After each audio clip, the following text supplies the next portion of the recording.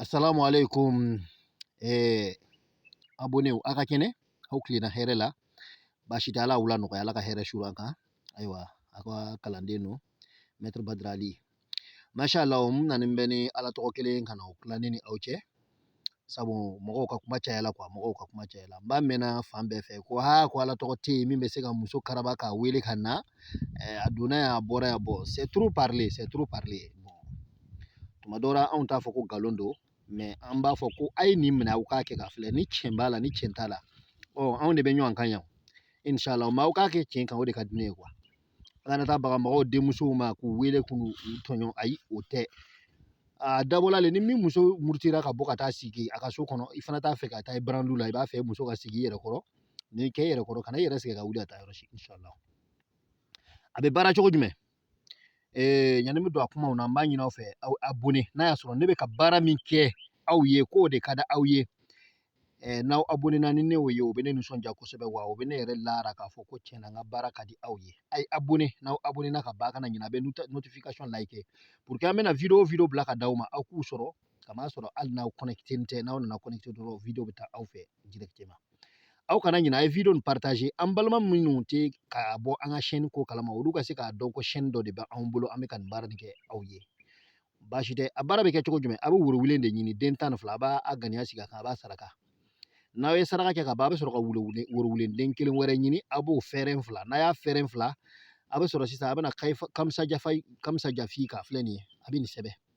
kam jasafika a b'a sɛbɛn nin cogo na kam jasafika a b'a tigi tɔgɔ don a b'a muso tɔgɔ don yan walima hali n'a kɛra ni cɛ don a tɔgɔ bɛ don yan n'a tilara ale la a bɛ ya asmal manaw a b'o fana sɛbɛn a b'a tila k'a tɔgɔ don yan ten a bɛ sɛbɛnden ni kurukuru woro fɛrɛn kelen a b'o o fankelen wɔgɔbi ka sɛbɛnden nin digi a kɔnɔ ka se ko ka woro datugu a nɔkɔrɔ la komi a kun bɛ cogo min na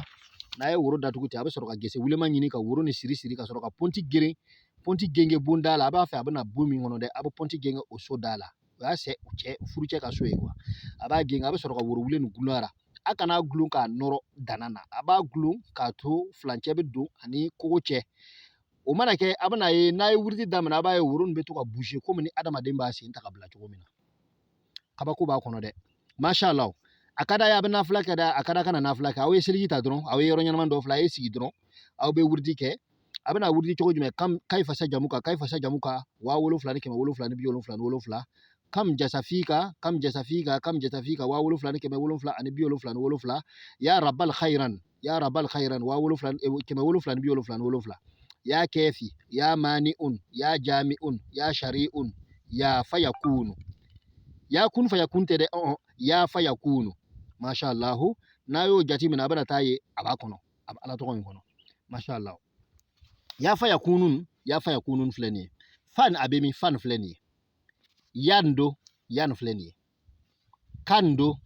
filɛ nin ye wani filɛ asmal manaw kɔnɔ yan nayin ni nani filɛ